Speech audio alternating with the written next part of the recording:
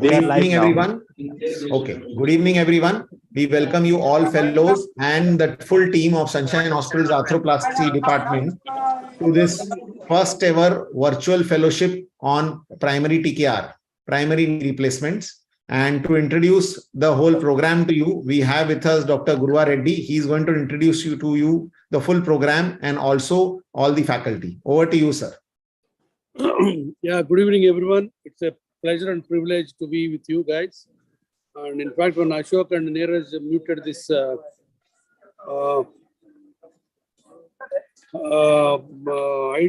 I thought it's a very novel idea. But I said very few people will be joining. But to my surprise, already 100 people are registered. It's a great stimulus for all of us also. But I promise you, in the next 2 months, we will make you one of the best joint replacement surgeons. The issue is that we are 9 faculty members. I'll be heading the faculty, and I'll introduce you. 2 people are away from India. They are in the Milan, Italy for a conference. And extremely sorry if there is a disturbance because today I happen to be in the airport on the way to Miami for a conference again. But I promise you, every meeting, I will be there whole time. So, if you are others, can you hear me? Yes, sir. We can hear you, sir. So, though if you don't have a didactic lecture from me, but all the case discussions and all the tricks of the trade, all will be shared with you. So be assured of that. So I got a very august faculty. When Ashok said fellowship, I said I will put all my faculty for the disposal of you for the guys, because we are very passionate of teaching in Sunshine. And the faculty is, let me start with the senior most, Dr. Vivian Prasad. Vivian Prasad, where are you? Lift your hand. And he is retired from Good evening. In his arms. He is a passionate teacher and learner as well. And he is also very specialized in hip surgery. So he is one of the faculty. And then Dr. Chiranjeevi, who is one of the lady mega stars of Arthroplasty. He has been in Arthroplasty for the last 20 plus years plus. And then we have Dr. Adarsh, who happened to be my son. Hi. And he specialized in robotic knee replacements, hip replacements, and partial knee replacements. And Dr. Kushal Hippalgaonkar, he happened to be my son-in-law. These 2 guys are stuck with me for life. So you have to sympathize with them sometimes. Dr. Kushal is specialized in revision surgeries and complex primaries. He does a lot of sleeves and all that. And when next time when we have a chance of doing a complex and revision fellowships, we will be again seeing more of Kushal. And Kushal is also very much involved in arthroscopy surgeries. Then we have Dr. Kishore and Dr. Ratnakar, and again our associate consultants. They are with me for the last almost 7-8 years.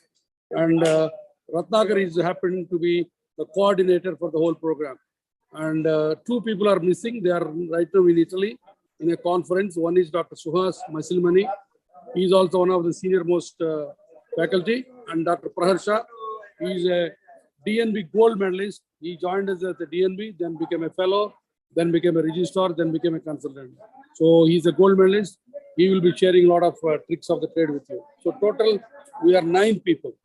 Though I don't give any didactic lecture, but every time I'll be there on the background and you can feel free to share the things. And we got some more senior registrars here who will be assisting you with the questions and all that stuff. Sandeep and Rajiv. The format is going to be like this. We have divided 12 topics, which will be very relevant for the primary knee. And then more, it's a interactive session. The didactic, you can put the YouTube and listen to hundreds of lectures, probably better than ours. But the emphasis here is you got to ask us any question. Don't feel ashamed. You are paying to get the best out of this one, as simple as that. So you got every right to ask. However silly and however trivial it looks like, don't worry about that. We are all here to answer your problems. Another important thing is we will share with you our experience rather than the textbook experience. So that is very, very practical for you guys.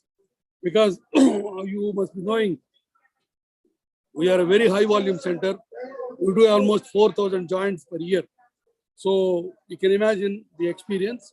So rest assured, by the end of this fellowship, we'll make you a complete, clean, safe arthroplasty surgeon of the knee. The second thing which we want to offer is any of these 100 members, you can walk into Sunshine anytime just by writing or ringing Ratnakar or Kishore, whoever it is. Come down, spend a weekend with us, and attend the theaters, and we'll be very happy to let you scrub also, no issues. That is an open invitation. And third thing is, if you got any complex cases which you're going to operate, you can send to us, and immediately we will come back to you with solutions, and we are very happy to offer the solutions. So these are all the added benefits of this fellowship. And so feel free to interact with us. That is the way to learn. So that's the more important. You can write the questions and you can post them, and you can ask them even after the fellowship is finished or even after the class is finished. We are always available for you 24/7. My passion and commitment is I want all 100 of you to become the safest, the best orthoplasty surgeons anytime. And you can walk into Sunshine anytime. You don't need any invitations. You don't need any private companies to sponsor you. You can come down and have a look at our department. And if you stay with us 2 days, you will see 20 surgeries. You can scrub up your 10 surgeries. So that is the amount of experience you got. So, Ashok, anything else you want me to tell? No, sir, I think that was a brilliant description and initiative, and it has created so much excitement amongst not only the fellows, but among us also. So I'll be attending most of the sessions myself too. Yeah.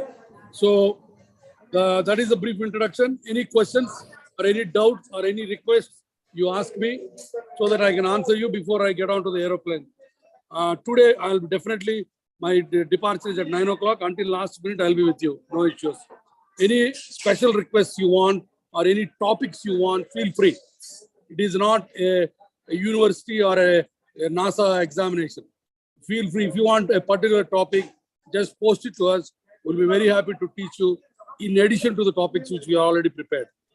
The teaching is our commitment to you guys. It is our duty and responsibility. Any questions? All the 100 people, I'm delighted to have you all. I wish all of you can visit Sunshine and pick up surgical techniques. Yeah. Neeraj? Well, Yeah. Anybody else wants to talk? I think it is amazing. I think you are getting 100 Sunshine Fellows in just one shot. Yeah, good. I think, Ashok, what I want is you send all these guys' names, emails, and telephone numbers.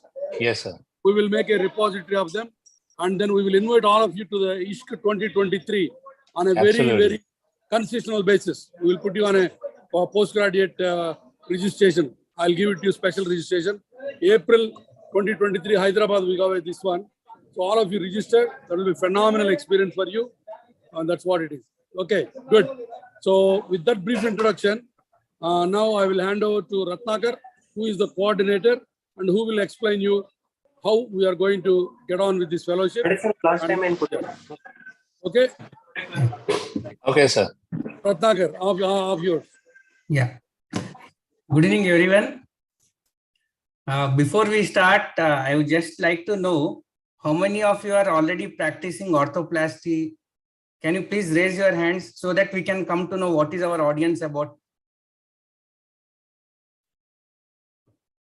So how many of you are already exposed to plasty with some fellowships?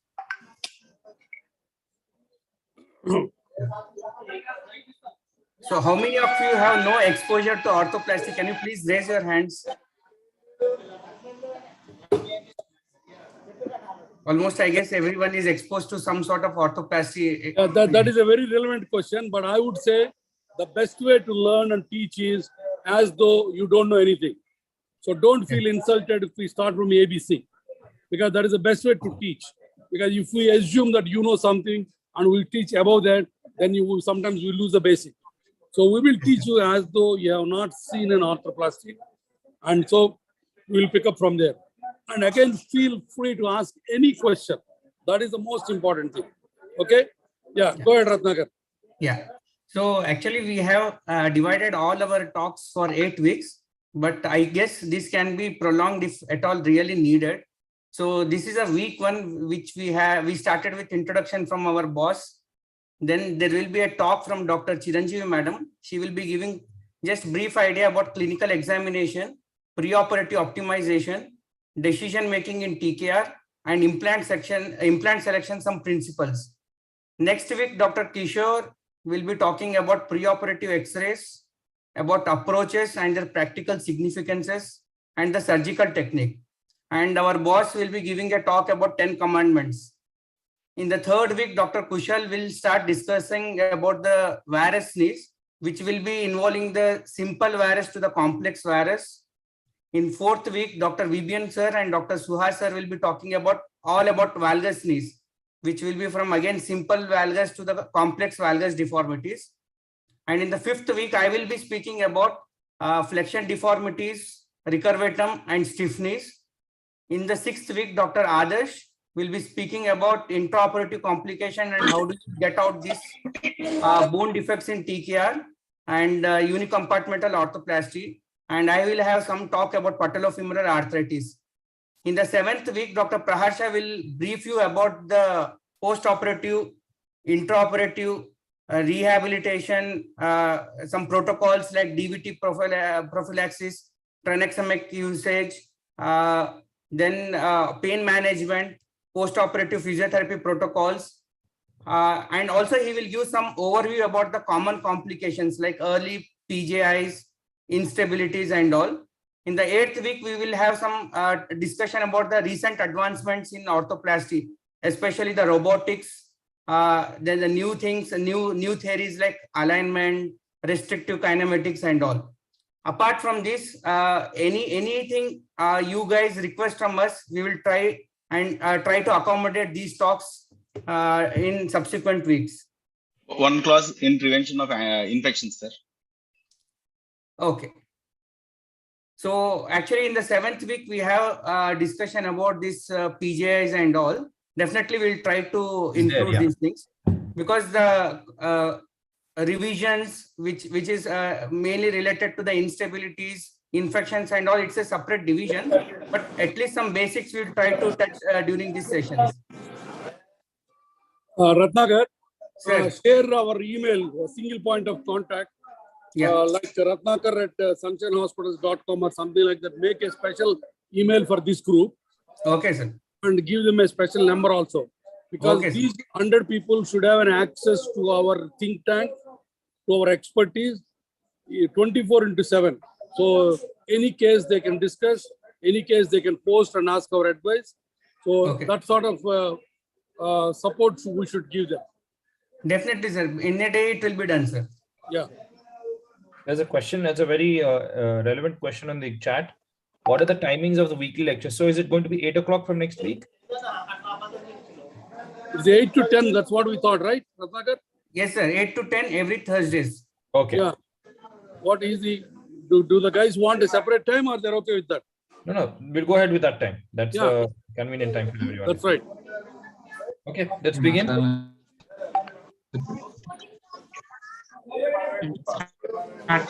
I request everyone to turn on their videos and mute their this one Zoom call so that there is a lot of disturbance. If everyone switch on your video, then it will be a great interactive session. Ashok, you have any outside Indian guys also? Yes, sir. We have from Middle East and Africa also. Yeah, wonderful. Good. Welcome, guys. Yeah, again, as I said, you need to come down to Sunshine anytime. You just take a visa and drop in here in Hyderabad. Okay, go ahead. Yeah. Sure. And also, sir, from next week onwards, if anyone is having very interesting cases, they can directly send to me. And if we feel it is very, very interesting and there is a lot to learn in those things, we will give them at least 5 to 10 minutes for them to present their cases, and then we'll open for discussions in the group, sir. So please, guys, please reach out to me if you have anything interesting to share.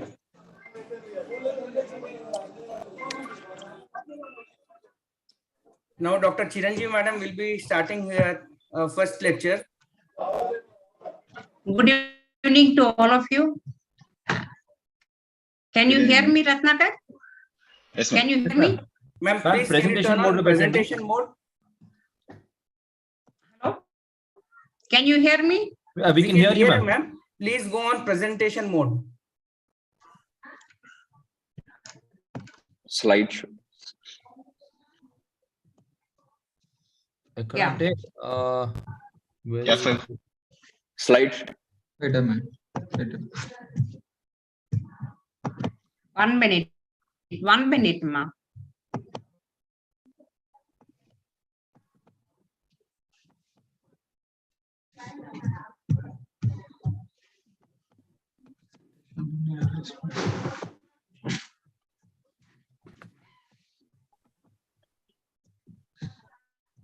One minute. Yes, ma'am.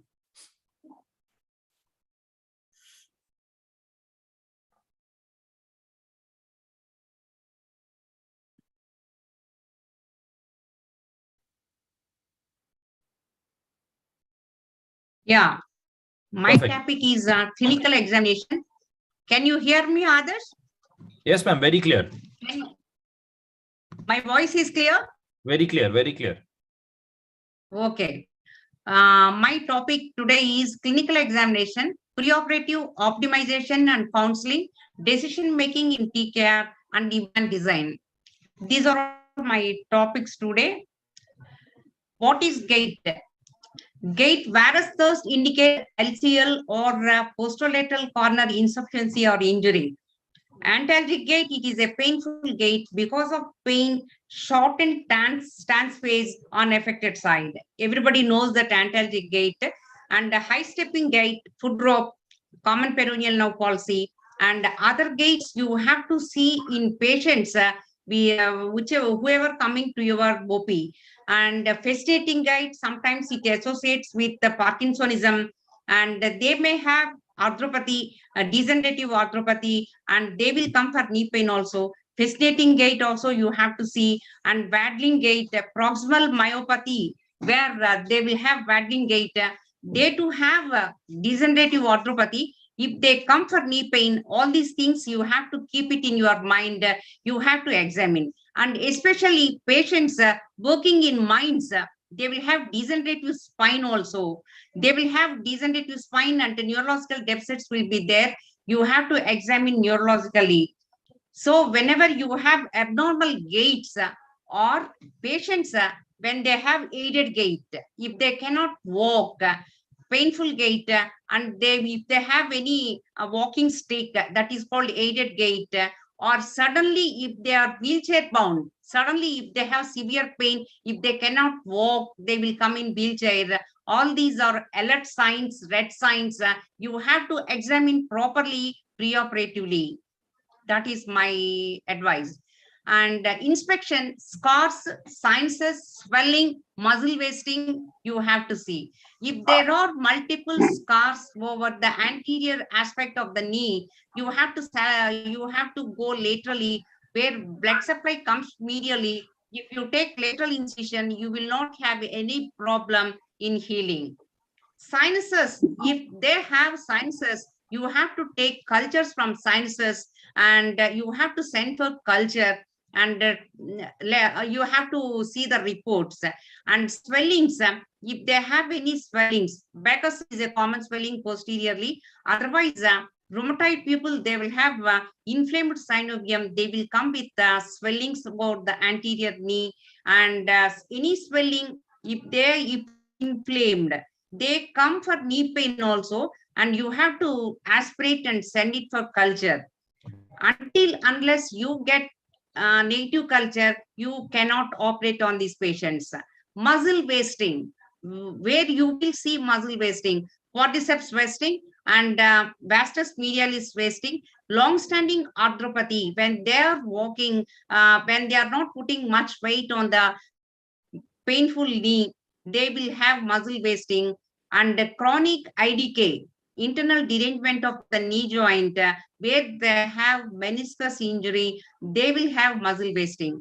Why muscle wasting is important for orthopedic surgeon? Yes, it is important for your post-operative rehabilitation. That is important. Look in the thigh, quadriceps wasting, vastus medialis wasting. This is how you have to check. And palpation, medial joint line tenderness. You will have tenderness for the medial joint line. And the patellar tracking, you have to check for tracking preoperatively, because postoperatively patients, they blame surgeon. Patella, sometimes it may maltract, sometimes it laterally subluxate. You have to check for patellar tracking. And mediolateral instability, you have to check for mediolateral instability. It is for you to go for this management. Varus valgus stress test, partially or fully correctable, whether they are correctable or partially correctable. Anterior drawer test and posterior drawer test, everybody knows this. Movements, range of movements, you have to examine properly for range of movement. Any restricted range of movement, like if they have 30 degrees or 40 degrees range of movement, that comes under stiff knee, they will have gross deformities, gross derangement will be there. FFD and range of movement, why it is important? Because preoperatively, you have to check the range of movement. Postoperatively, you can explain to the patients. Preoperatively, you have 30 degrees of range of movement. Now you are getting 120. They feel happy and surgeon will be happy. FFD and recurvatum. Both FFD and recurvatum, you have to calculate how much FFD is there and how much recurvatum is there. And the recurvatum patients, how they are walking with excessive lordosis, and FFD patients, how they are bending, how they are walking, everything you have to examine. And after anesthesia also, FFD, fixed reflection deformity and recurvatum, you have to assess properly. You have to assess properly, because your cuts, depending upon the calculation of your FFD, 30 degrees FFD, 20 degrees FFD, 10 degrees FFD, you have to calculate after anesthesia also. That is correct examination. And extensor lag, you have to check for extensor lag. This is important for your post-operative rehabilitation. Neurological deficits, any abnormal gaits or minors, patients working in mines, they will have neurological deficits. Any chronic degenerative arthropathy, they will associate with the degenerative spines also. Neurological power also you have to assess, because after surgery, everything will come to surgeon and they blame the surgeon. This is the varus stress test. This is how you have to do. Everybody knows this. 0 degrees and 30 degrees of flexion, varus thrust you have to give, and you have to see how much laterally it is opening. That is very important. That is very important. Valgus stress, this is 0 and 30 degrees of flexion. Valgus forces across the joint line. You must know, you must see how much medially it is opening. That is very important. Why it is important? This lateral opening and medial opening, very important, because you must know how much you have to release in varus knee, how far you have to go, and valgus knee, where you have to release posterolaterally, and how far you have to release, where you have to pictus the iliotibial band, how to correct the valgus, and how to release that you have to assess. And anterior drawer test, this is very important for unicondylar knees. Anterior drawer test is positive, you cannot go for unicondylar knee. That shows ACL insufficiency. Some disturbance? Ratnakar? Yes, Ratnakar? Ma'am, carry on. Oh, carry on. We can hear you. We can hear you. Carry on. Yeah. Okay. Right. Posterior drawer test.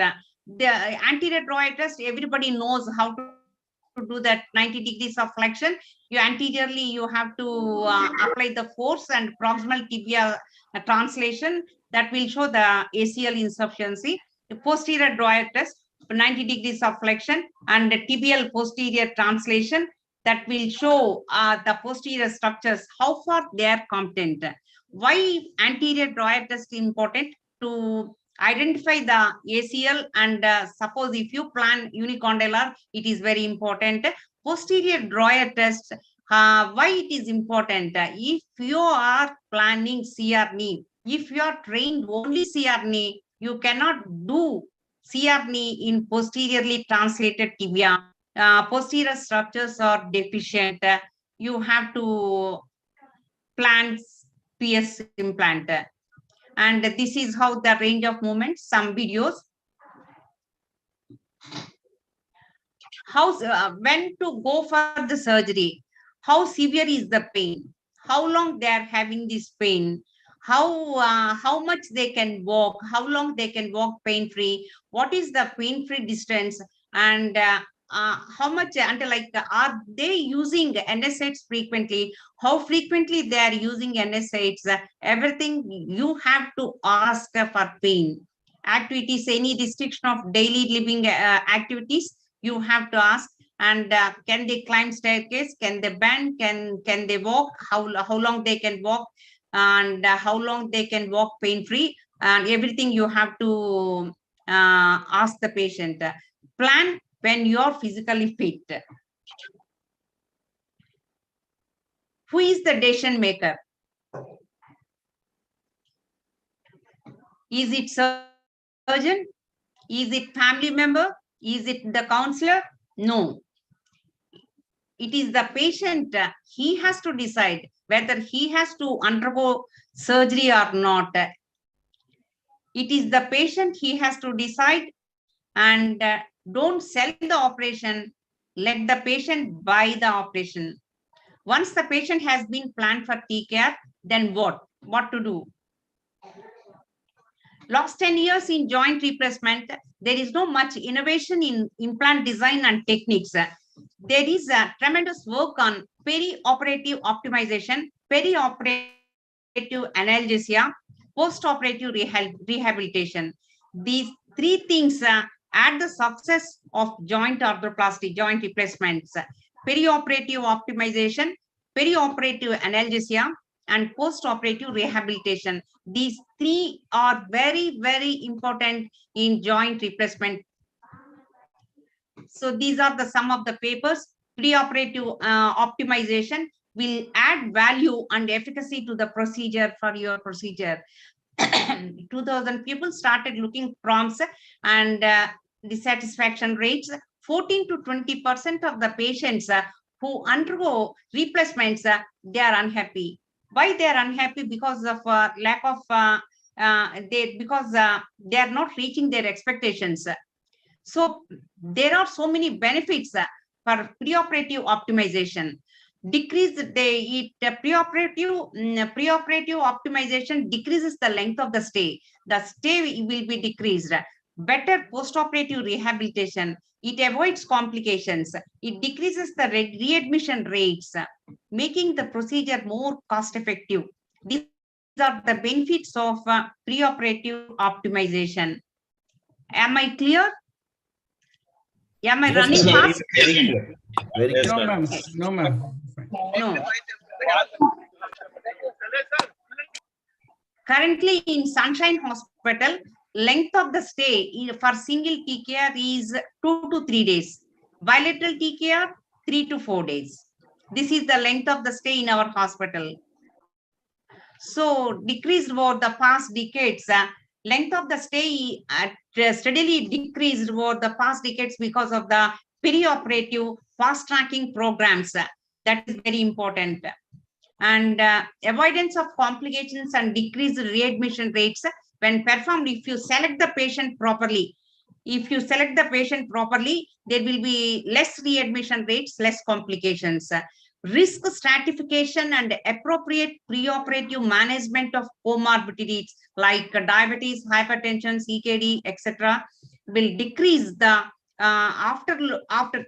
decrease the complications, adverse effects after total joint arthroplasty. Risk stratification, that is very important. Appropriate preoperative management.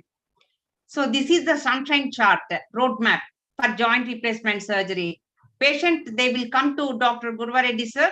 He will examine very nicely. He will explain the X-rays, he will show the bone models to the patients. Correct patient, he will identify, and he will decide the surgery. Then he will explain to the patients whether they have to go for single or singly or bilateral. If it is bilateral, bilateral simultaneous or bilateral staggered. Then patient, they will go to counseling. What is counseling? Patient counseling department, it is a bridge between doctor and patient. Counseling, they will explain everything. Surgical stats, they will focus slides, and implant designs, various implant designs, they will tell. Packages, they will tell. Rehabilitation program, they will tell. And they will clear all doubts regarding surgery, protocols, stay. Everything they will explain, counselors. Then T-care profile. What is T-care profile? In our hospital, we go see CBP, ESR, CRP, serum creatinine, fasting blood sugar, post-lunch, HbA1c, random, thyroid profile, serum electrolytes, CUE, urine culture, ECG, 2D co, thyroid profiles, everything we do. After T-care profile, they will go to physician for clearance. Then they will go to cardiology department. If ECG is abnormal, they will advise dopamine stress echo test. If dopamine stress echo test is positive, then they will go to angiogram to the cath lab. If dopamine stress echo test is negative, they will go to preoperative anesthesia counseling. From there, they will go to insurance. Then date of surgery. Same day they will admit. On the time of surgery, they will come to hospital, and yes, after surgery, SICU stay for 24 hours.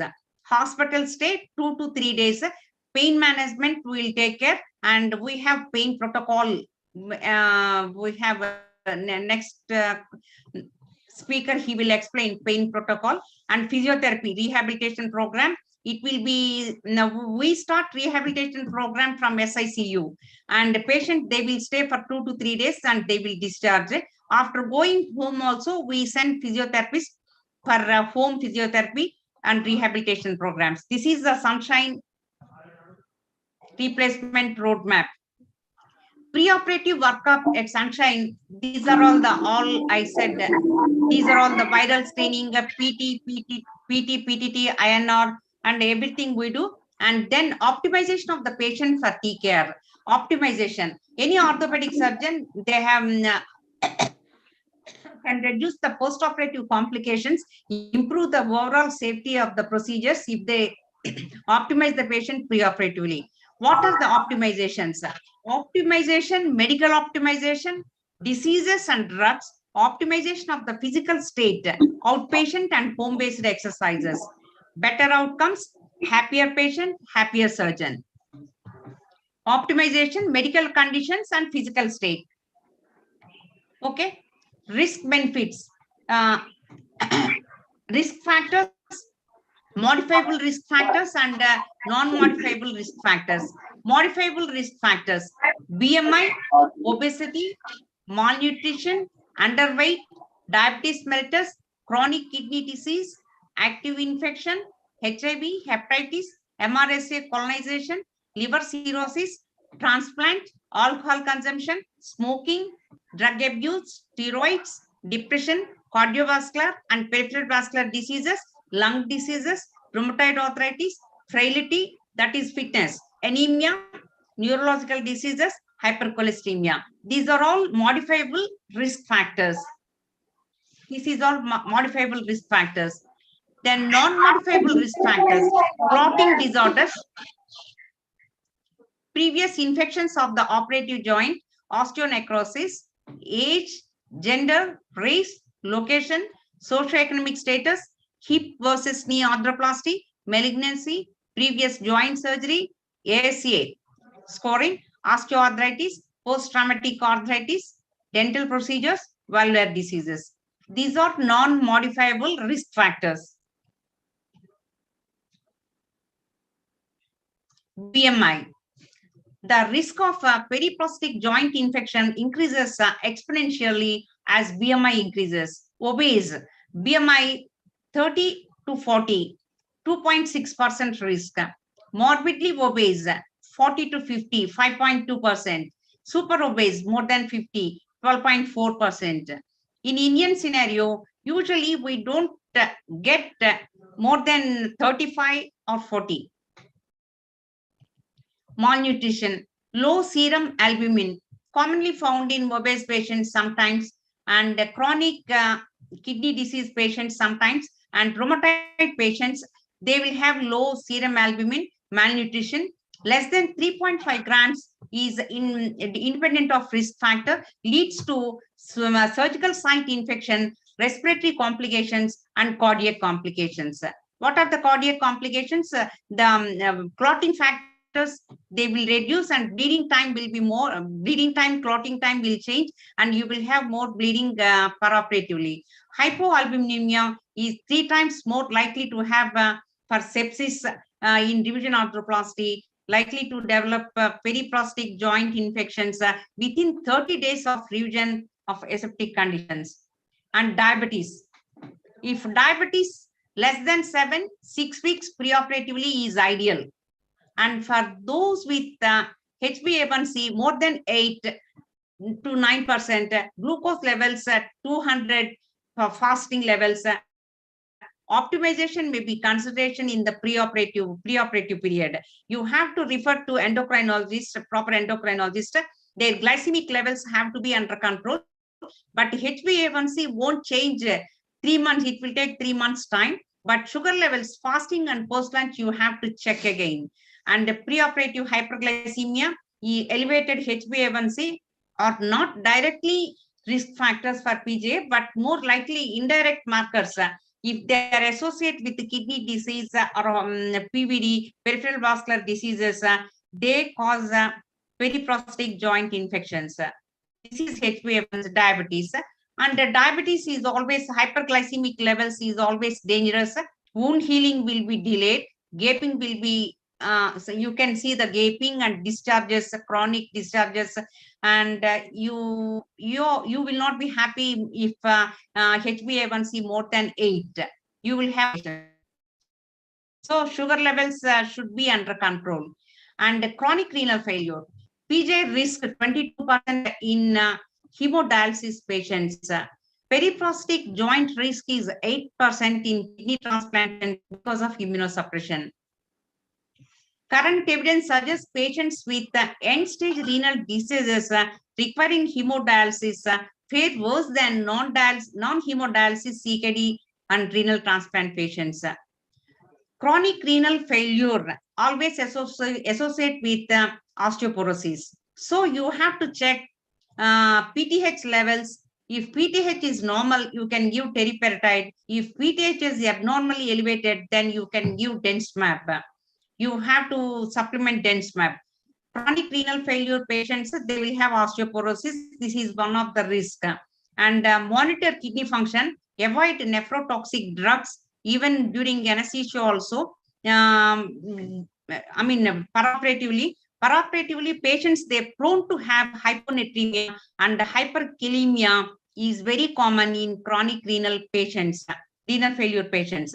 So there should not be any fluid overload perioperatively, and it will be more. Factor 8 will not work in chronic renal failure. They will have more bleeding perioperatively. You have to check. They may go sudden hypotension after releasing tourniquet. That is very important. You have to check with anesthetist.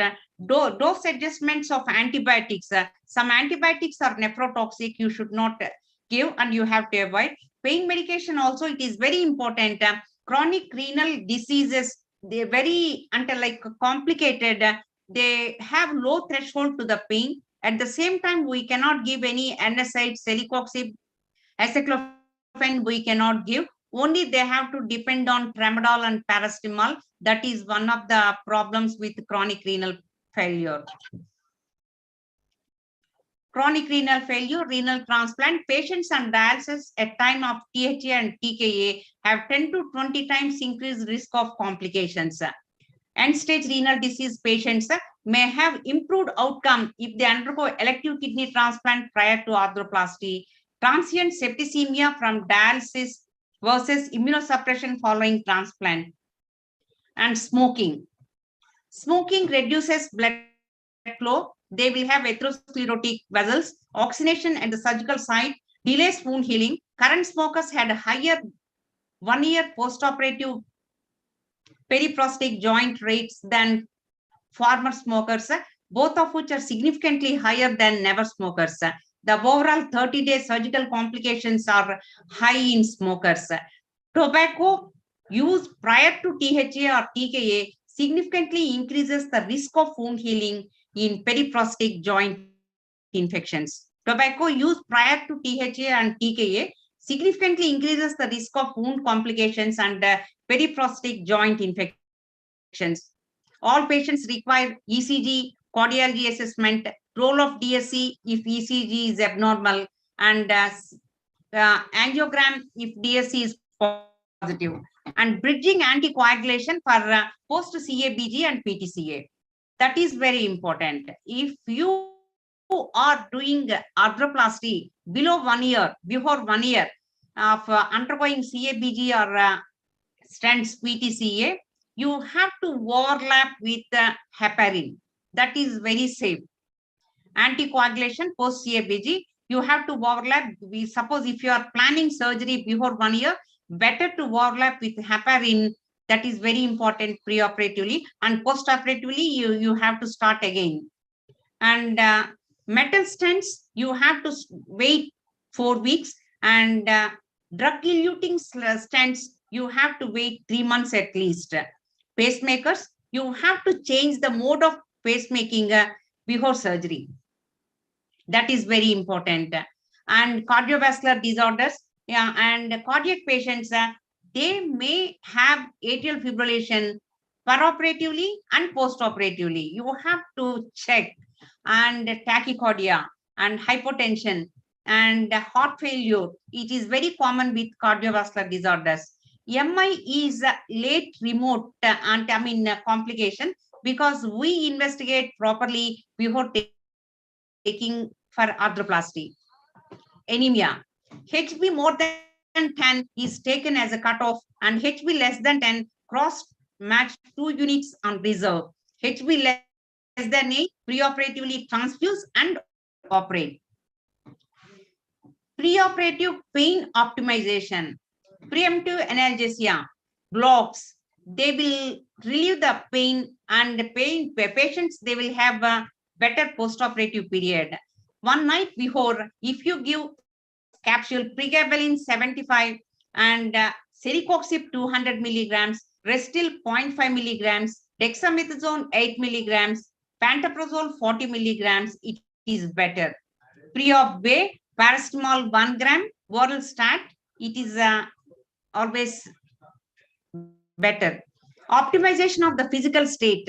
Why is exercise is so important for your recovery? Strengthening exercises for hip, knee joint improves recovery. Upper body conditioning exercises reduce muscle soreness and fatigue caused by the use of holding the crutches and cane, other aids. A walking exercise program increases endurance, flexibility, and overall strength and easy rehabilitation. And optimization of the physical state. Warming up exercises of the upper limb and lower limbs. Initial stretching exercises of calf muscle, hamstrings, that improves the postoperative rehabilitation, and quadriceps muscle exercises. Isometric and isotonic strengthening exercises of the upper limb, triceps, surae, quadriceps, hamstrings, abductors, shoulder flexors. Each session lasts 30 to 40 minutes, 4-week period immediately.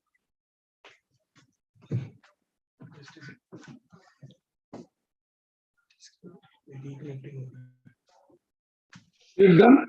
1 minute. Kiran, is it done or thank you slide is there? No. There are so many slides are there. Some net problem.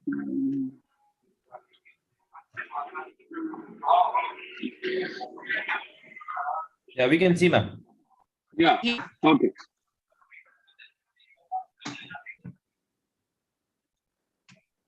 One minute, please. Sorry. No problem, ma'am. It happens. Zoom, this is regular.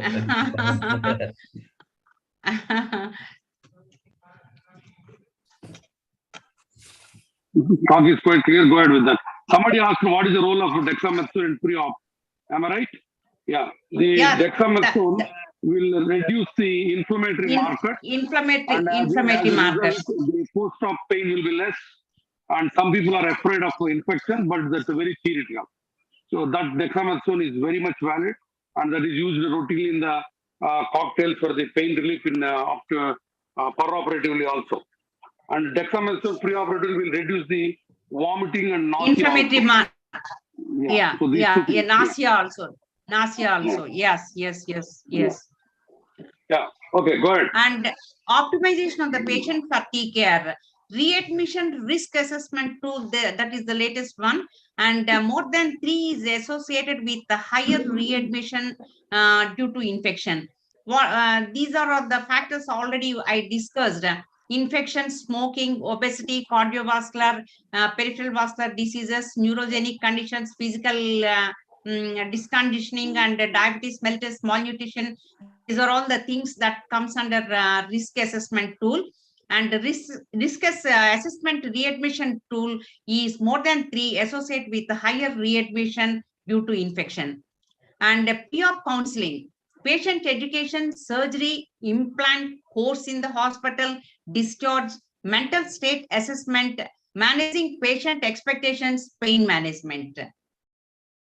Why to counsel the patient? Lack of awareness of the medical field. Surgery is a stress to the patient. Once you say you have to undergo knee surgery, patient will be very blank and they will ask 100%. You have to clarify their doubts. And what is surgery? How long they have to stay in surgery? How much incision you give, and when you can walk. And so many doubts will be there. You have to clarify patients and to attenders also. Regarding surgery, food and rehabilitation, day and time of surgery, stay and well and accompanying persons, and trust. Counseling is conducted by a private in a private and confidential environment, so that the patient develops complete trust in the team and also is able to communicate freely about a whole range of issues. After having trust, they are explained in detail about surgery and everything related to it. You have to explain the complications also to the patients, depending upon their comorbidities. Preoperative counseling, this is group counseling, clinical pathway, preoperative education, and digital education, new models. Dr. Gurvareddy, he counsels very nicely. I used to be there in OPs with him, space retention methods. And this is how Dr. Gurvareddy, he will counsel. He will explain the X-ray to the patient. This is the deformity you have, and this is the model degeneration. He will explain everything to the patient attenders and patient. And this is the counseling method of mentally preparing a person for an oncoming event to enable him to handle stress in a better manner. This is counseling team, my counseling team. Preoperative anxiety and depression is associated with the poor postoperative function and less satisfaction. So patients' expectations are very high. If you don't explain properly, they will be depressed and they will be dissatisfied. And patient expectations. So there's so many questions they will ask. Can I kneel down? Can I squat? Can I run? Can I jump? So who fails to plan is planning to fail. So decision making and planning in TCare. Am I going fast? No. Okay. Selection of the patient, depending on your stage of your practice expertization, don't be overconfident. If you have any problem, call anybody seniors, get second opinion. That is always better.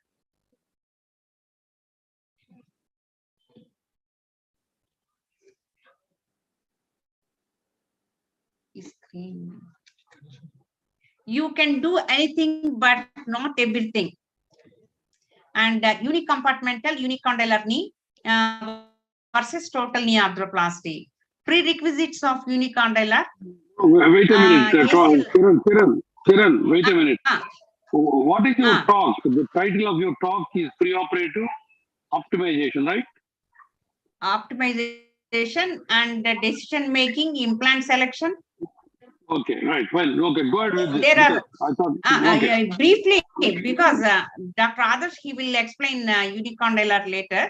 No, ma'am, you just can briefly definitely tell. one slide. Definitely tell. One Yeah. slide. Yeah, definitely, ma'am. One slide. Yeah, sure.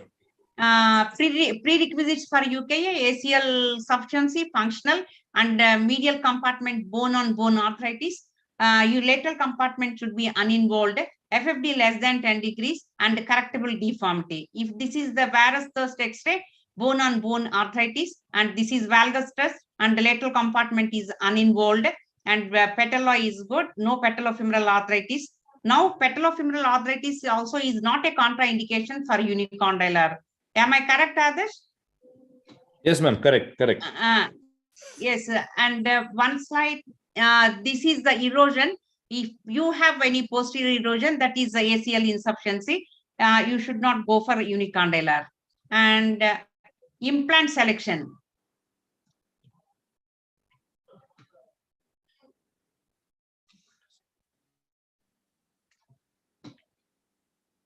Evolution of T-care implants. This is a huge chart. You will be confused. And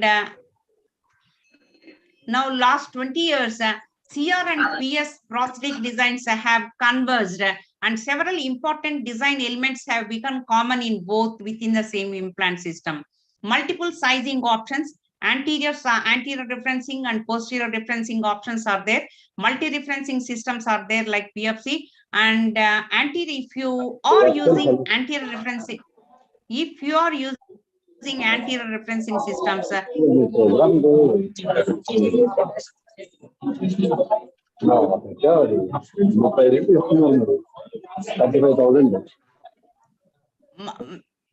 if you are using anterior referencing systems, you cannot undersize the implant. If you undersize the implant, you will have more flexion gaps. Your posterior cuts will be more, and you may land in mid-flexion instability.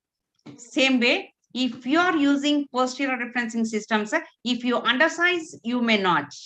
So this is the problem. And site-specific femoral components and multi-radius sagittal plane geometry for the femur, highly cross-linked polyethylene, and Zimmer persona, Depuy Attune, Smith and Nephew, and CR versus PS. When to do CR, when to do PS. Design contributes 80% to 85% of the market share in US. Both have merits and demerits. It is mostly surgeon choice. And 60% of surgeons prefer PS designs, posterior stabilized designs, and 40% of surgeons, they prefer CR designs. Survival rates range from 90 to 99%, 10 to 23 years. CR surgeon choice, deformity, arthritic type should, and no long-term additional benefit with either, where gait pattern, dislocations, no statistical differences in most RCTs. Theoretical advantage of proprioception if CR is questionable, and more forgiving PS is questionable. So if a thin person and fragile person, thin-built lady, if they are coming for TKR, better to plan CR design rather than PS. PS designs, they will take off more bone. So in rheumatoid arthritis also, you can plan CR, but extension rods, CR designs only you can have with the tibial extension rod, not to the femur. If you want to have femoral extension rod, you have to go for PS design. Mobile bearing versus fixed bearings aims to separate rolling and gliding motion of the knee, flexion femur insert intersurface, rotation insert tibial undersurface. Advantages: decreases the stress and wear, 90 to 97% survival at 10 to 15 years. Mobile versus fixed bearing, similar functional outcomes and wear rates. These are all the paper reviews. Medial pivot design, that is the right medicals was there, and there is a differential anterior posterior excursion of the medial and lateral femoral condyles. Medial condyle, it is a ball and socket. Lateral condyle, it allows roll back. No anterior knee pain. Range of motion also is good in medial pivot designs. Single radius versus multi-radius. Single radius, best example is Stryker. Multi-radius, Merrill. And single radius knees patients, they have until like they can easily get up from sitting level. No anterior knee pain in single radius. Meta-analysis does not provide any clinical support. No significant difference in absolute prompts between single radius total knee arthroplasty and multi-radius total knee arthroplasty. Indications of constrained implants. If you have any flexion gap mismatch, if you have huge flexion gaps, then extension gaps, if there is a mismatch, and varus valgus instability due to collateral incompetency and profound deformities, more gross varus and valgus deformities, FFDs, and bony defects, you can go with the constrained implants. What is constrained implants? The post is thicker, width and length will be more than PS designs in constrained implants. Silent features of constrained implants: enhanced wear at the cam and post construct, restricted range of motion due to the less play in articulation, greater risk of loosening at prosthesis cement bone interface. Recommended to use stems on tibial side and femoral side to transfer the stress from prosthesis cement bone interface to the medullary canal. Stems are advisable. You better to use stems when you are using constrained implants. In Johnson & Johnson, you can use constrained poly in a regular femur, but better not to use.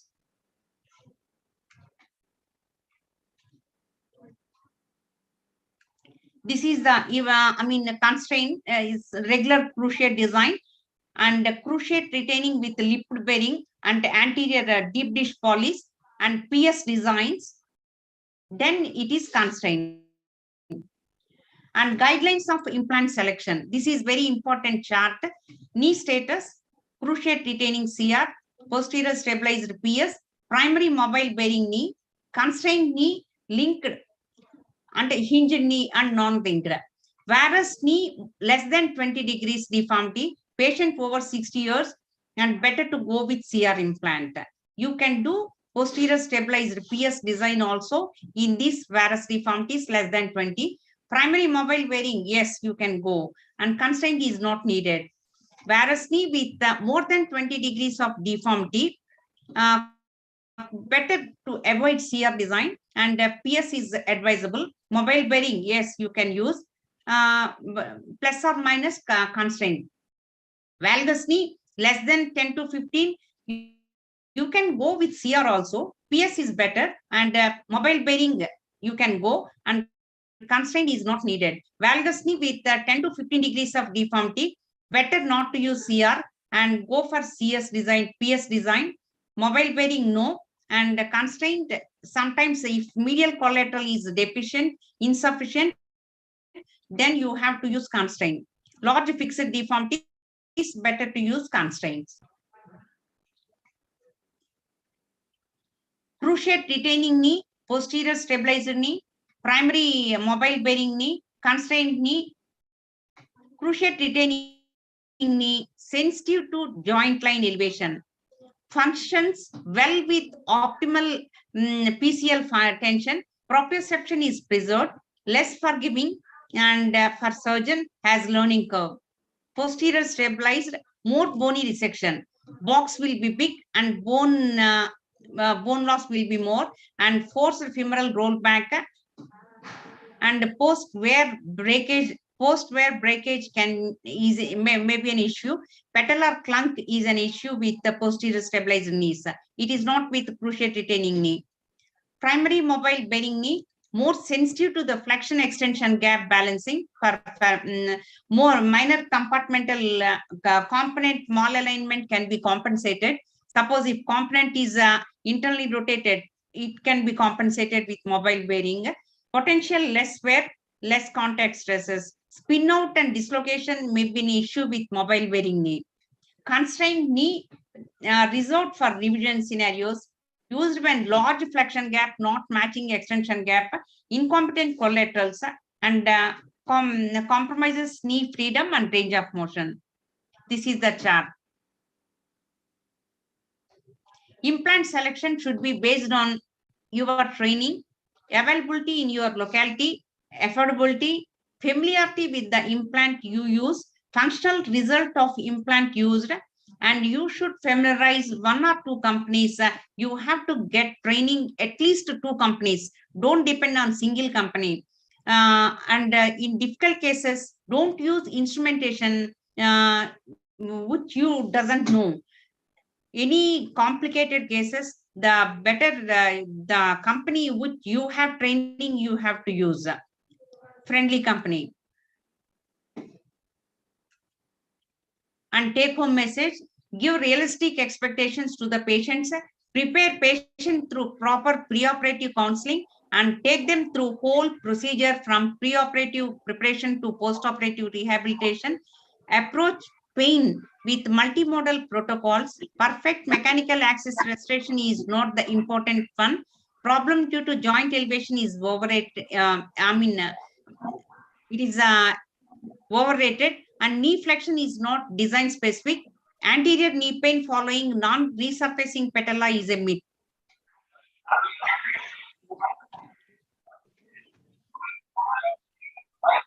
So you are done.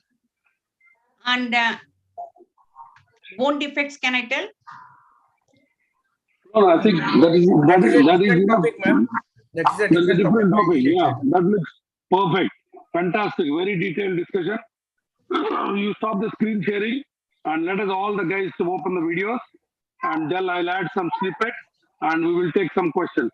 Can I just can I just do an input here? Yeah. Ma'am, a wonderful talk. Actually, just all the fellows over here, ma'am is very good at giving classes on the different types of implants. So you have given in an overall gist of things, but can you tell some particular points of each company implant, ma'am? Like, for example, as you said, PS knees, the debut and as well as the striker box cuts are very huge. So very huge. Can you give some salient points like this, like what implant you would use in a small lady? Let us see. Some other time we will put 3-4 implants on the table and then we will explain to them. Okay. Yeah. I will take implant class. Yeah. I will take implant class specifically. Okay. Yeah. Right, guys. Hope you enjoyed that introductory class. It will be as exhaustive as you wish. And I request all the fellows to optimize your learning capabilities. So put 2 hours aside for this. Don't play with your daughter. Don't play with your girlfriend while you are in the lecture. And then don't depend on the recorded sessions. You will never get that impetus as a live. So we are here. Even I am in the airport, I am trying to put you our inputs. So this is the time to learn. This is the time to ask questions. So I will summarize some of the issues. First of all, in the patient selection, very important, if the patient is on a wheelchair for more than 1 to 2 years, do not touch that patient. Until that patient walks again without your operation, let him prove that he is capable, then you operate. So that is point number 1. So what do you mean to say is, patient is in wheelchair, that means he resigned to his fate. Contractures are there, wasting is there, deep vein thrombosis will be there, mental faculties are down. So you tell him, son, you get admitted, you get the physiotherapy done, stand up and walk 3-4 steps. Prove to me that you are capable of doing the physiotherapy. Then I will do the operation. So never get the wheelchair patient onto the operating table, number 1. Number 2, every patient of arthritis should be made to walk, full stop, however busy you are. Because time and again, you will see the dynamic neurological manifestation coming up in walking. If a patient says, I am falling down or I am stepping down, it is never because of arthritis. However advanced arthritis is, a patient will not fall. I paid myself heavy price in my initial days of not heeding to this one. Time and again, at least if you are seeing 100 patients, one or two patients will have an associated cervical myelopathy and a canal stenosis, and the patient will keep on falling down. So you should never ever touch the patient. I burned my fingers, you don't burn your fingers. So always make the patient walk. And if the patient is wobbly or if the patient is unsteady, send him to the neurologist, let him get an MR scan done. Number three, the patient with a recurvatum, do not touch on the day one. Again, you have to be very, very careful. Recurvatum is the most difficult thing to deal. Of course, if you have to operate, no doubt about that. But what I'm saying is, recurvatum is a different kettle of fish. You should learn how to take care of the recurvatum, which we will talk in the future. Parkinsonism. If the patient is a Parkinson, if the patient is above 70 years, if the patient is mentally down and depressed, do not touch the patient. You will not get answer for them. But sometimes the Parkinson patients are quite active. The Parkinson grades are there. The thing to tell the patient is, if the Parkinson patient comes with an arthritic knee, tell him that, look, my friend, there are normally two advantages of doing a knee replacement. One is a pain relief. Second is increasing the ability to walk well. But in your case, only one benefit will come. I can get rid of the pain, but I cannot make you walk better. So the pre-operative proper counseling will go a long way. I operate many Parkinson's, but I will tell them in no uncertain terms that I cannot make your gait better. Your spasticity will stay back. Sometimes it gets exacerbated, but pain will go. So that means even in wheelchair, you will have a painless feet. Number 4, the quadriceps. If you got a quadriceps power of 2 and 3, do not touch the patient until he develops and moves into grade 4. Because a weak quadriceps 3 will not do well post-operatively. So let him develop the muscles. If you are uncertain that this patient is not going to come to your OPD again, admit him. That's a small trick of the trade. Admit him, don't charge too much money, and let the physiotherapist work on him, and let the patient prove that he can increase the power to grade 4. Then only operate him. That is another important. Now, Chiranjeev tell pre-operative counseling and all that. Very important. I can see that 90 people are here. They might be in a different experiences, different setups. I don't expect every one of you to have a sunshine backdrop. But having said that, even if you are operating in a tier B city, first to start with, you should develop a team. The arthroplasty is a team sport, not a single man's game. It's not a tennis. It is a football. Okay, so what you got to do is, even if you are earning 1 lakh rupees, first to develop one patient counselor and then one patient physiotherapy. Those are very, very important. So you share with them. The counselor sits with the patient almost 4 times than you and then keeps on explaining. She will be the guardian of the patient. That will give enormous confidence. So develop a team on the day one, not that after the practice is established. You put the team first and then the practice will come. And then pre-operative optimization is very important. Again, wherever you practice, whichever small town you practice, get one cardiologist, one physician, and one diabetologist as your friend and pay them nicely. Each cardiologist pay 2,000 rupees or 3,000 rupees and let him be a part of your team. Let him see your patient whenever you want it. Never ever optimize on your own terms. No, you don't have enough knowledge of that.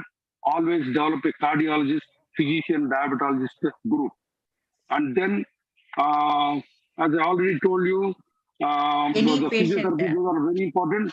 And cardiology, I told you.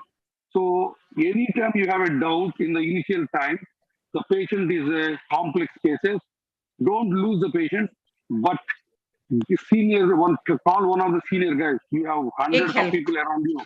So call one of them. You don't need to advertise that you called him. Let him be a ghost surgeon. You assist him, and then you do the best to the patient. First 100 cases are very important. If you get the first 100 right, they become 1,000 in no time. But if you are in the first 100, you will pay the price. But in this 100, sometimes complex cases do come. But again, as I said, pick up a senior guy, a friend, and then ask him to help you. Then slowly you can do and he will assist you. So these are some of the very important things. Let me tell you, my friends, arthroplasty per se is the simplest operation. The simplest of the orthopedic operations. It's done nothing but a carpentry job. But optimizing the patient, selection of the patient, and communicating to the patient is important. As Chiranjeev was saying, what all success we have in Sunshine, we operate 4,000 plus surgeries every year. Not because we have a set of horns, not because we have 4 or 5 hands, but the communication. That is the things which you all should develop. If you want, I will take a class some other time about how to convince the patient and how to communicate to the patient. So things I'll take a separate class on this. So these are the important things. So develop a team, nice selection of the patient, counseling the patient, what to expect, what not to expect, and treat the patient as a family member. You will be the winner. Yeah. Now, any questions, Ratnakar? And any patient suddenly they are wheelchair bound. Suddenly, when they are walking and for the past 1 week, we are not able to walk and coming in wheelchair, you have to take long leg x-rays and you have to see the stress factors. Any gross deformities walking on so many years, they may have stress factors. You have to plan stemmed implants. And I mean, you have to make ready. Yeah, Ashok, are you there, Ashok? Yeah, what is the way to ask, get the questions or answers? There is one question, sir. What modality to be used to increase the quadriceps strength? Isometric quadriceps. Simple isometric quadriceps. Isometric quadriceps. If you got a doubt, get the patient admitted, ask the inpatient physio 3 hours a day, 5 into 3, 15 hours a day, 15 hours a week. Then that's fine. Somebody has asked, Charalatan, what is that? Sir, are there any pre-op red flag signs to predict that a particular patient will become an unhappy patient with regards to post-operative pain and stiffness? Definitely. The number one, if the patient has seen 20 doctors before you, if the patient has got too many relatives along with him. Number 3, if the patient keeps on asking, can you give me 100% guarantee? Yes. So these are some of the indicators. Then you have to be careful. Absolutely. Can I ask? Kiran Makwana. Yeah. Can I ask a question? People can ask. Yeah, who is that? This is Dr. Mustafa from Kenya. Yeah, Mustafa. Good evening, yes, my friend. Welcome to good India. Evening. Tell me. Yeah. Any patient who has polio in the same leg, she is wearing calipers. Do you do replacement or push-up? Don't touch. Do not touch. But of course, we have done in polio also. But seldom you have to do it because polio people will not go into arthritis. Opposite limbs you can do. But if the polio you do, you have to tell the patient that post-operatively you have to use a locked brace, hinge brace, which can be locked in extension because the patient cannot extend. So you have to tell them. I have operated one teacher in Delta course 10 years back. She's doing very well, but she uses the quadriceps or the hinge brace with a lock. Yeah. So that's what it is. Yeah. So there is a question from Dr. Kiran Makwana. His question is precautions to take for patient who wants TKR with calcification of blood vessels on X-rays. Nothing to worry. Only thing is don't put tourniquet and just do without tourniquet. Keep your vascular surgeon standby if needed. But 90% no problems will happen. You can do it. So what is the indication for dished inserts? What is the indication? PCL insufficiency. Yeah, when you do the cruciate retaining knee, at the end of the surgery, if you feel that the cruciate is not very much intact or if you're not comfortable, then you can put a deep dish. Deep dish is the media between cruciate retaining and posterior stabilizing without sacrificing the bone. I love deep dish. Yes. I love highly congruous knee. Yeah.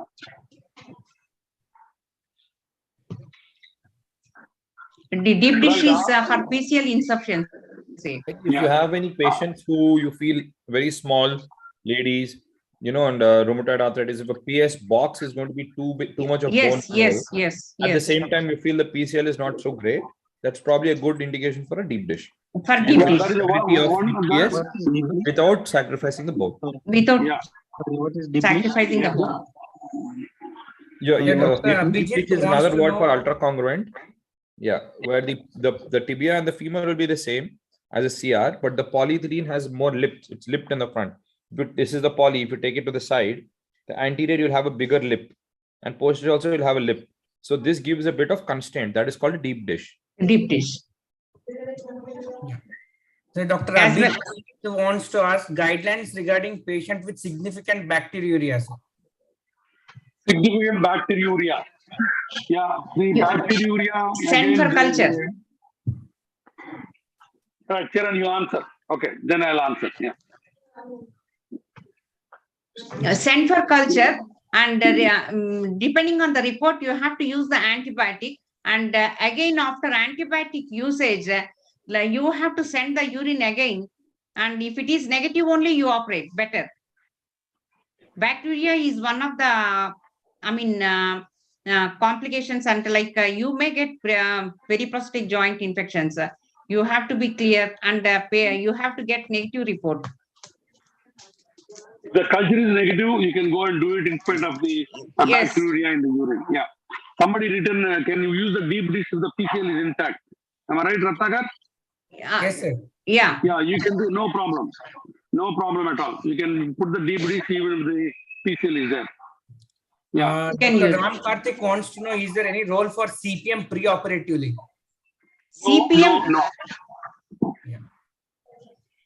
Dr. Harjot Singh wants to know, sometimes patients comes who is very young, 45 years with osteoarthritis and locking episodes, medial meniscus lesion on MRI scan, ROM is less than 90 degrees, and patients walking without pain before 2 weeks. X-ray has tricompartmental involvement. Should he suggest for primary TKR? Yes. Tricompartmental. No other treatment except the knee replacement. Do's and don'ts in inflammatory arthritis. Yeah, will others you take the answer to Kishore? Yeah, let the other Vivian will answer that. Yes, sir. Actually, in inflammatory arthritis, better we take, if rheumatologist is available in your place, better take their opinion, and that has to be controlled well. And also, patients should be counseled that sometimes they may have to use the disease-modifying agents for rest of their life, period. Or at least that they will come to complete burning of the disease. So that is very important. During surgery also, we should be careful. If the joint is inflammable, very much synovitis is there, better to use the disease-modifying agents for some time and reduce that inflammation and synovial thickening, then do the surgery. And we should be very careful about skin closing techniques also, because in these things, vasculitis of the skin also may be there. So we should be careful, and the proper closing of the subcutaneous tissues and skin has to be taken. And further, sometimes a small necrosis can occur. That also post-operatively we have to take care about it. Probably we have to watch them very carefully, and maybe continuation of antibiotics sometimes may be required. So these are the intraoperatively, sir. Intraoperatively, it's very important to remove that synovium, because it's it can spread again. So when you don't have to always remove it, but inflammatory arthritis, try to make it a point that the synovium above the femur is removed completely. As much as possible. One small session. Patients nowadays, they are taking tofacitinib and edelmabs for rheumatoid arthritis, inflammatory disorders. If they are taking these drugs, they are very much immunosuppressive agents. You have to stop at least 2 months prior to the surgery. Yeah, just guidelines from the recent guidelines are you need not stop any DMARDs in the perioperative field. No. The biological agents for Folitrex, you can give sulfasalazine, you can give hexacures. DMARDs need not be stopped around the perioperative period. You can continue them. The steroids, if the patient is on high dose steroids, they need the maintenance dose. And also, when you deal with these inflammatory joints, be careful of multiple joint involvements. warn your patients about the ipsilateral hip and the other contralateral hip and the knee. They may require most of the time bilateral operations in a single setting, because operating one side with other side deformity, they may not much help you in rehab programs. Yes, yes, that is true. But latest disease modifying agents, Edelmap, you have to stop. Otherwise, you will land in problem. Anurag Jain asks if the patient undergone for TKR 1 year back elsewhere, and now patient has a valgus test positive at 0 and 30 degrees and complains of pain and instability. What should be done? If the clinically you feel that instability is there, then you have to revise. There is as simple as that. But you got to see. Yeah. There is no way. Yeah. Explain the patient there will be no relief in back pain after TKR. If there is radiculopathy, treat spine or knee, which is more bothering. Dr. Kishore Karmoli. No, that's a reply, sir. Reply right, sorry, sir. Okay, yeah. Dr. Harjot Singh, can you please, sorry, Dr. Kota Aditya, can you please ask your question? It's not clear. I think you want to know something about lumbar canal stenosis and something. Can you please ask your question? Unmute yourself. Good evening, sir. I'm Aditya from Eluru. My question is, if the patient has on and off radiculopathy, which can present as a knee pain, and all patients have lumbar canal stenosis, chronic lumbar spondylosis, so which might not need surgery. So do we actually order for an MRI of the spine before going in for TKR? Yes. Two things you are confused, yourself and me. Lumbar canal stenosis is different and the lumbar spondylosis is different. Okay. Yes. So if you got a canal stenosis, you got to send to spine surgeon. Let the spine surgeon find out properly is it canal stenosis. Even for you as a joint replacement surgeon or a general orthopedic surgeon, a canal stenosis will give a tremendous radiculopathy. After walking for some time, both legs will feel heavy and those sort of symptoms. And immediately you get an MR scan done. With an MR scan, sometimes you will get more positive findings. Sometimes you will get a severe canal stenosis, then go send him to spine surgeon, let him operate the spine, and then only you will touch the knee. Very important point. Very, very important. Yeah. Thank you. Dr. Harjot Singh, role of DEXA scan on or preoperative teriparatide in rheumatoid patients or osteoporosis. Yes, there is role. No role at all. Yeah, sir. These patients can be started on teriparatide or denosumab post-surgery. Preoperatively, you need not give them. What is the problem in preoperative teriparatide or denosumab? There is no problem, but the patient is suffering from degenerative disease. It is not going to help him in any way. So first, if you address their replacement, and later you can address about the osteoporosis. There is no concrete literature evidence that the preoperative teriparatide will increase the bone strength so that there will be difference in putting the implant. No. So first, treat the arthritis. Put the only thing, if you got a osteoporotic bones, you have to put the stem on the tibial side. And then you can put a post-operative teriparatide. We do routinely. Routinely. Yeah. Dexamethasone dose in cocktail. Ratnakar, you can share that to the people. Yes, sir. Yes, sir. You can send our cocktail regime in the WhatsApp group. They can all have it. That one. Sure, sir. Yeah.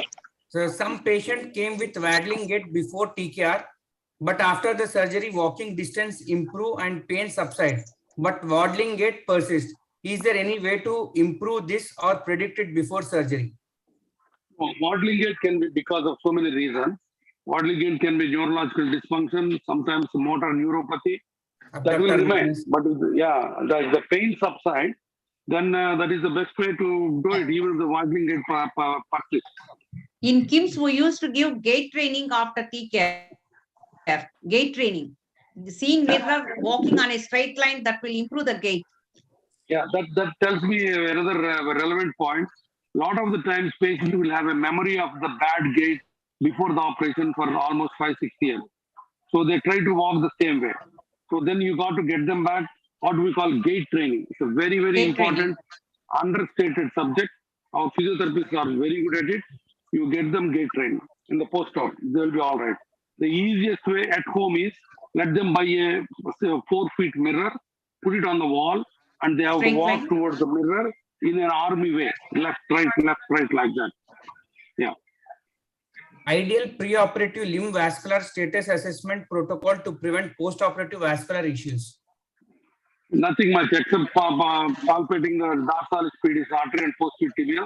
You don't need any objective identification unless the patient gives you a history of vascular problems. Otherwise, you don't need any Dopplers or anything.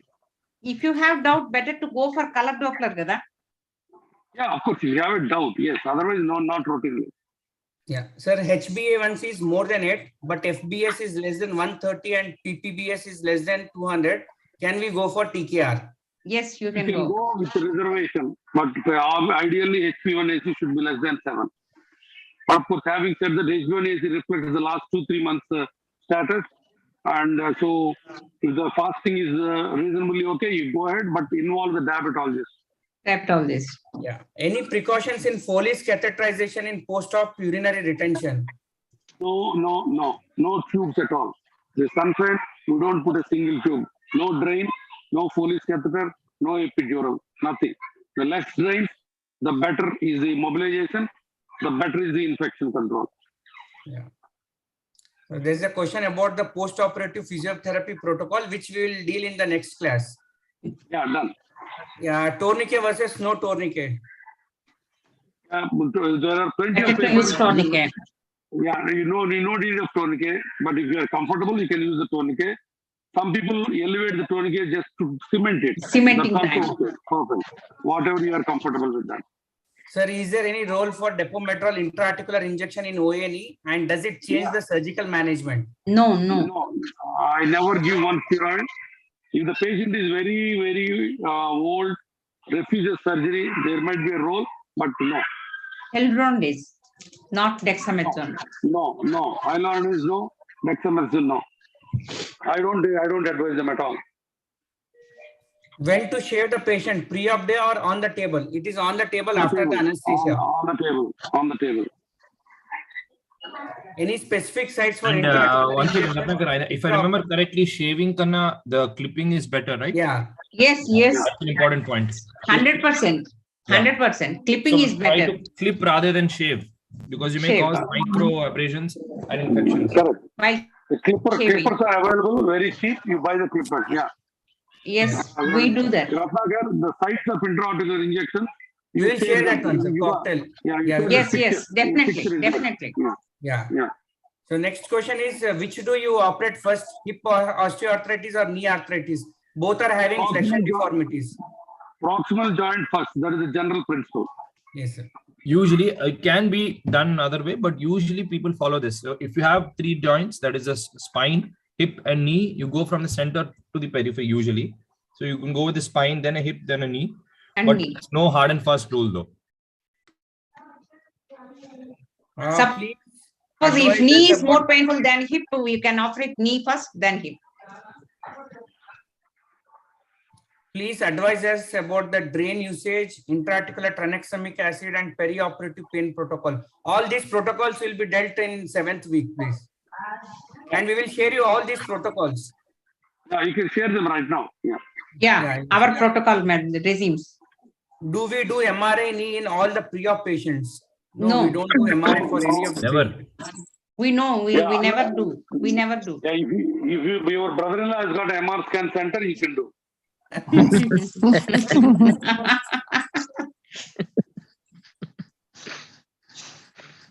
Mustafa asked a question from Kenya.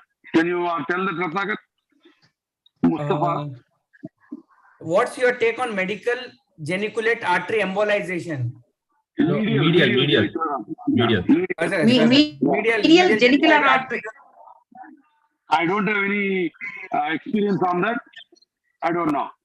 It's a pain modality, sir. People are using for reduction in pain, but still it's in research only, sir. Still not completely established. No, why artery for pain? You're talking about they are nerve. using for pain. In pain, physicians are using for genicular nerve and artery embolism also local. I think Mustafa asked a wrong question. Not the artery nerve, probably. No. They are doing both. They are doing. Sir, post intra-articular hyaluronic or steroid injection, should TKR be deferred for 3 months? Is a question from Dr. Kiran. Not really. No. No. Do not touch the joint. I keep telling them joint is like a temple. No, he's saying No, sir. The question is already someone has after the injection. injected. So should we wait for 3 months before going for TKR? No. No need. You don't need to wait. Yeah. You can go ahead. Yeah. Don't need to wait. Amit, iPhone. Amit is written something. Periarticular ablation nerve for pain. No, that's what he's just, I think, Kishore will tell. repeating what the previous question was. Yeah.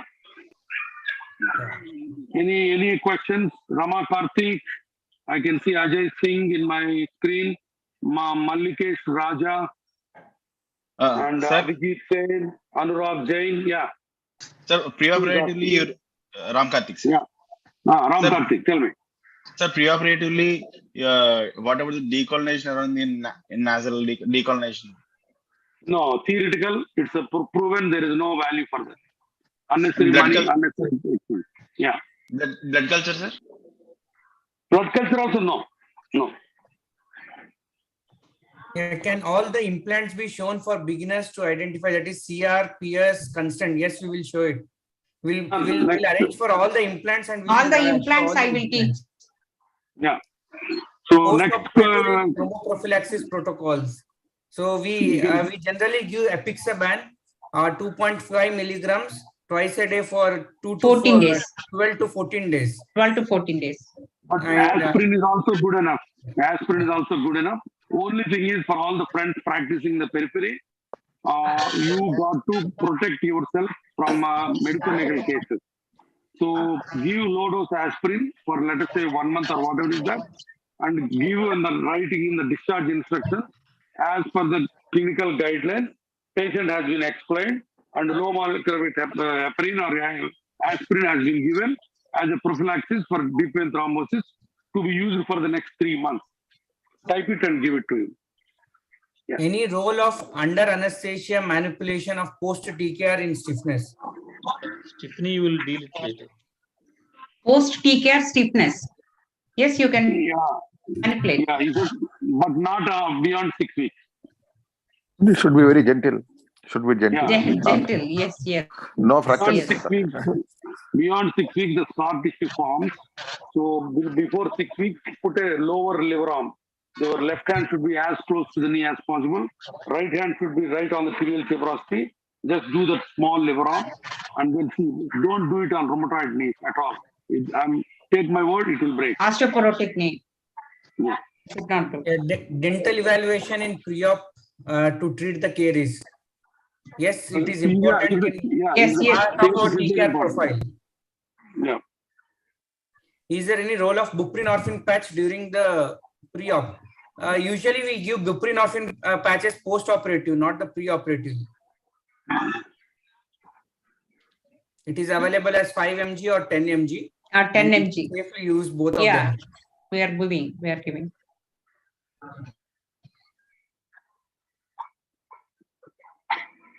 Mohit Sharma, Varun Patel, Chennai, Goel. Come on, guys. You all happy with the lecture? Mohammad Ayub Khan, Rashid, Divya Patel. How to decide implant like CRPS, Abhijit Sen. Yeah. Others, can you answer that? CRPS. Question?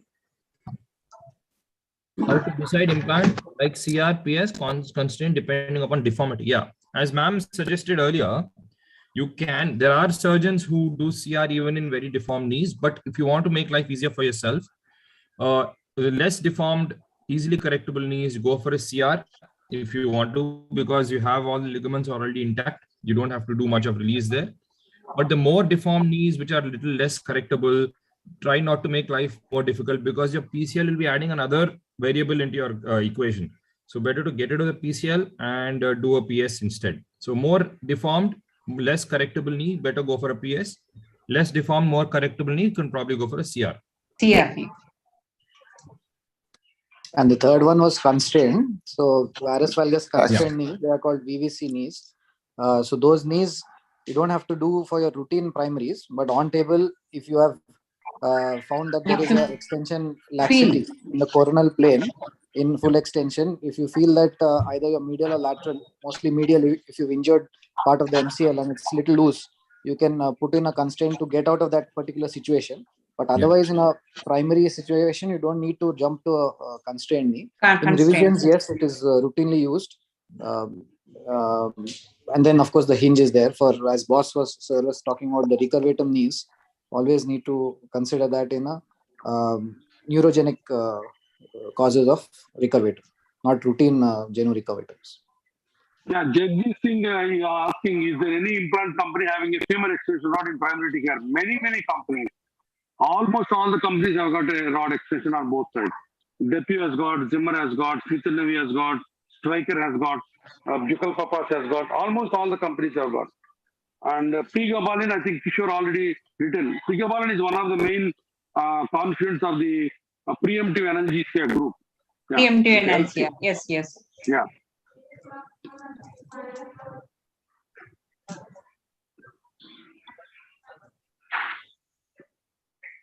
Yeah, sure. Any operator for others? Preoperative ACL reconstruction. Preoperative ACL reconstruction. Preoperative previous ACL reconstruction. Do we remove the screw or keep it and go ahead with the TCAR? Yeah, you don't have to take out the screw unless it's coming in the way. So yeah, for example, Kishore was mentioning one patient we did. Of course, he did with the robot. We did a robotic knee, so we know exactly where is the screw. And we only had to take out the tibial side one because that was coming near the what do you call the lower part of the tibia, the keel of the tibia. But usually it doesn't come in the way. If it comes in the way, if you feel that it's coming in the cut, you have to take it out. Never take out anything which is not coming in the way. Coming in the way of implantation. Mohit Sharma asked what is the protocol of anticoagulant, which we have another lecture, Mohit. We will tell you at the time. Yeah. How to do pre-op templating with the digital X-ray, any software available. Yeah, there are some software which are very costly, but you don't need the software. You just do the normal digital templating, do a perpendicular line for the mechanical axis of the tibia and see how much you are cutting the tibia. That is only templating which is practically valid or relevant. Otherwise, you don't need any templating. Should we have take any extra care for TCAR in varicose vein patients? No need at all. Soft tissue releases versus bone cuts in functional knees. Always, now the change is there. The bone cuts, if you got a robot, and if you can change the cuts, the bone cuts. Without robot, probably soft tissue release.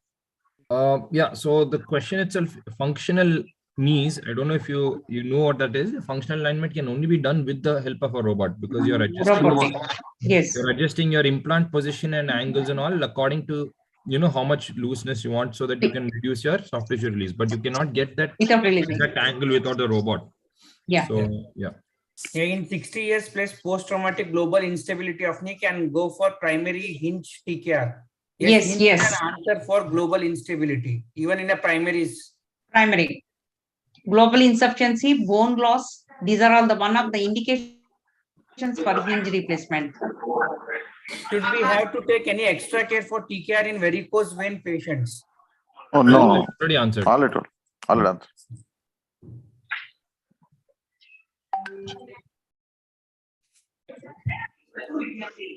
Almost we are done with all the questions, sir. Great. Good, wonderful. Madam, thanks for a wonderful talk. Really enjoyed that. Yeah. Thank you. Jagdish Singh asked you one question. Answer that question. Periarticular plating what?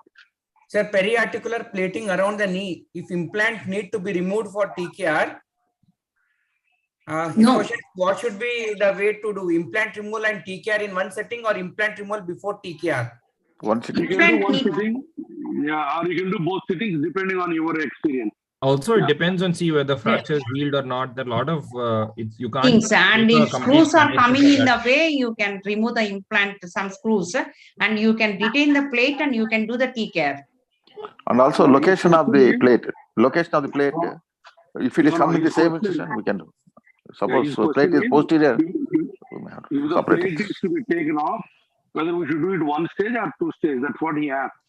Yes, sir. The answer is both things. If you are not having a good setup and team, then take the implants out. Some senior surgeons still follow 2 stage. They will wait for some time, give some antibiotic cover, and then go for it. So don't know harm or no shame in making it 2 stage. We do single stage. Yeah. The Same patient stage you about can bring. 70 to 75 years, any special precautions? 70 to 75. Kushal, can you answer that? Osteoporosis. Kushal. You have to take care. Yeah, just work up the patient, as madam said, for osteoporosis. Of course, 70 routinely we do these procedures, but be little careful in advising bilateral simultaneous for such patients. Just optimize the patient prior to that. We don't cross 70 age limit. Apart, no other specific red flags. Sir, upper or lower age limit for TKR? I don't think so. There is any No age age for TKR. It is about the limit. indication No for the age limit. patient. The lower limit is F5 should be fused, the tibial F5 and the femoral F5. The older ages, patient should be able to breathe.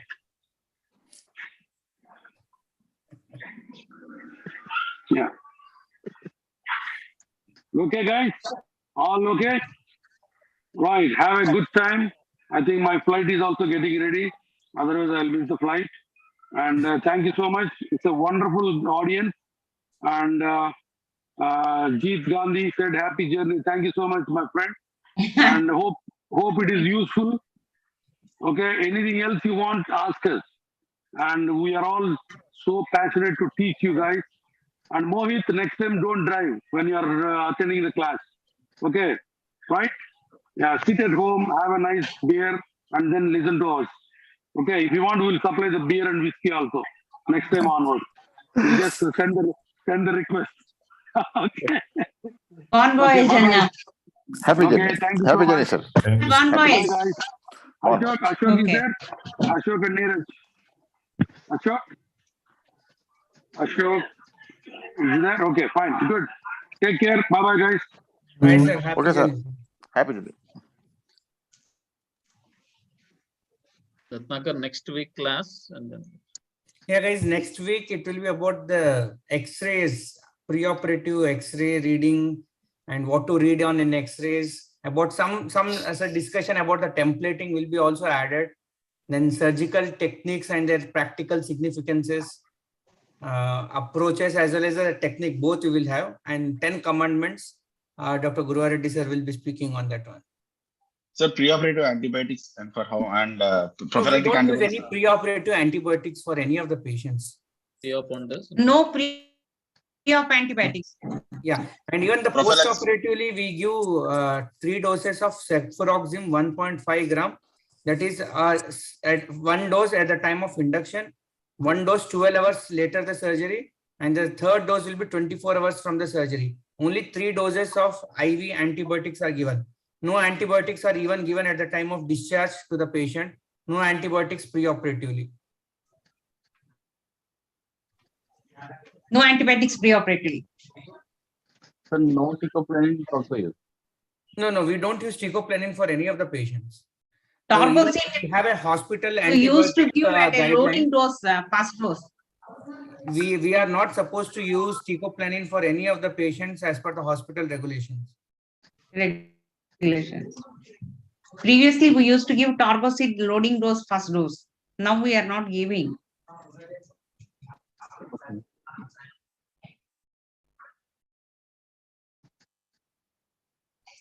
Anything else, guys? Are we going to have any class for regarding the clinical examinations? Mostly in the OPDs.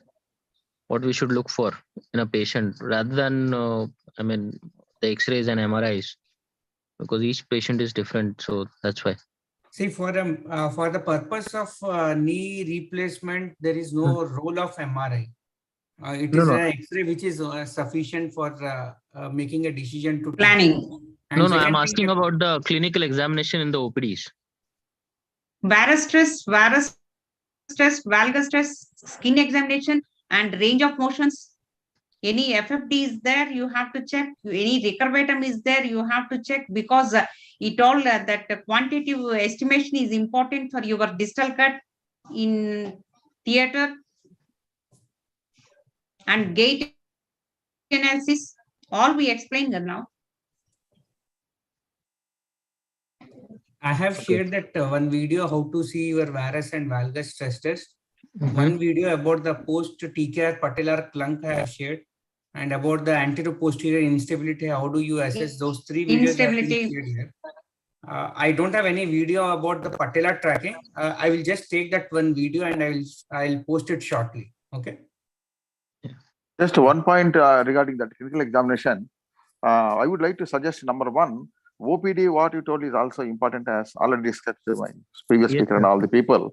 After giving anesthesia, also have one gentle movements examination. That also is going to help you. That is going to help you for your planning. Yes, sir, I told you.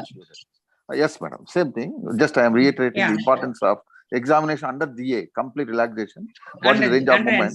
That will give some idea about your soft tissue releases, and also osteophytes, what is their role, and sometimes flexion, extension, range also we can assess properly, so that we can plan surgery well.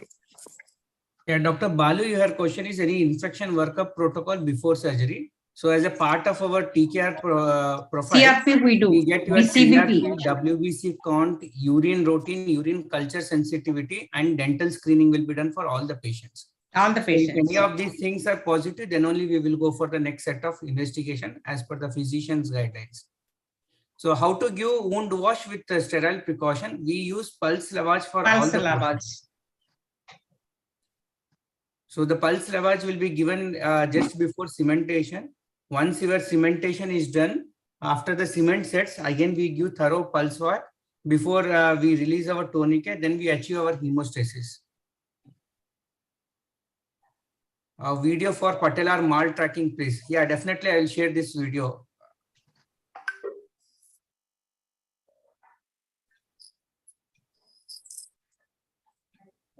Can you share a list of disposables routinely used for normal TKR in the group? So you mean about the disposable means the linens and the disposable drapes, or what exactly you need, Dr. Yesh?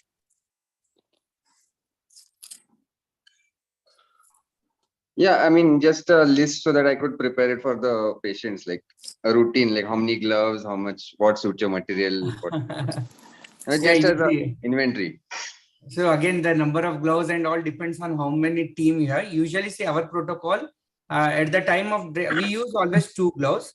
Immediately after the draping, we remove the second glove, and we will just cut the stockinette, and we will clean with the sterlium, and we apply a IO band. After that, we will change the glove. Then at the time of cementing, we will again change the glove, and additionally, if really required. Okay. And what suture material do you all use? Suture material, we usually use number 2 white fill for the orthotomy closure. Recently, we have started using Stratafix. It is a continuous self-locking suture material. And subcutaneous, we use 10 Vicryl, and continuous, we use 0 Vicryl, and staples for the skin. Okay, thanks. That's what I wanted. Yeah. Sir, can you add any antibiotic to pulse lavage? No need. Any pulse antibiotics. So again, the recent meta-analysis showed that there is increased risk of infection. In fact, if you are using antibiotic irrigated solution for wash. So don't use anything plain. Normal saline is all important. That is enough. How do you prepare skin preparation before night? Anything special? There is nothing specific about that. Immediately after the anesthesia, we will just either use the clippers to just shave the area from the operative field. No other preparation or shaving or anything will be done for the preparation. Any special items you keep ready for all TKR? See, general instruments, again, you need to have proper spikes. This is what, apart from the routine general instruments, you get your coccus, your Alice forceps, your thumb forceps and all. Specifically, you need to have spikes. And in case if you are using a cruciate retaining, you should have a bifid spike in order to protect your PCL. PCL island. Yeah, PCL island. Nothing else. And coming to the implants, see, all again, it depends upon the case you are operating. Most of the cases, if you are going with a complex deformities, always try to keep extension rods in your armamentarium. So it depends on the severity of your case you are operating. If you have any hypoplastic condyles and if you have any gross deformities, better to keep augments and wedges also. Is prophylactic antibiotic protocol same for rheumatoid patients on DMARD? Yes. Even RA patients, we don't give any extra dose of antibiotics. That is a standard for all the patients. In RA patients, sometimes there is increased local temperature. Should we wait for the inflammation to subside? See, suppose the patient is in acute inflammatory phase, then definitely we should hold on. We should start on DMARDs. Let the DMARDs start their effect. Let the markers come down, the RA factor as well as your ESR come down, then only you operate on these patients. Yeah, otherwise, if the patient is only in remission stage, then you need not think or postpone your surgery. Any specification of the saw blades? So again, this depends upon the saw you use, the system. The saw you use. Because the striker system is there, bell system is there. So every blade is specific to particular system. So whichever system you are using, some particular blade you are supposed to use. Any experience with vicarial hypersensitivity reaction like allergy or pigmentation around the suture line? Sometimes we have patients who rarely coming with the delayed wound healing because of vicarial reaction and sometimes stitch abscess. So only those conditions will just take off that vicarial material from the area. These are once in a time. Role of diluted betadine wash. We don't give any betadine wash, we don't use unless it is a revision for infected cases. Do you use antibiotic loaded cement? For all the primaries, it is a plain cement which we use. Yeah. Okay, guys, shall we stop here? Yes, sir. Wonderful session, Chiranjeevi ma'am, Ratnakar. I hope everybody benefited from that. And ma'am, even though I've been doing many cases with you, still learned a lot of new points. Thank you for a wonderful talk. Learning is continuous process. Correct, ma'am. I agree. You should see Vivian sir and we learned that. Every day, 1 point we learn. Correct, ma'am. Thank you, guys. Thank you. Thank you. See you all next week, guys. Bye. Good night, everyone. Thank you. Good night. Thanks, everyone.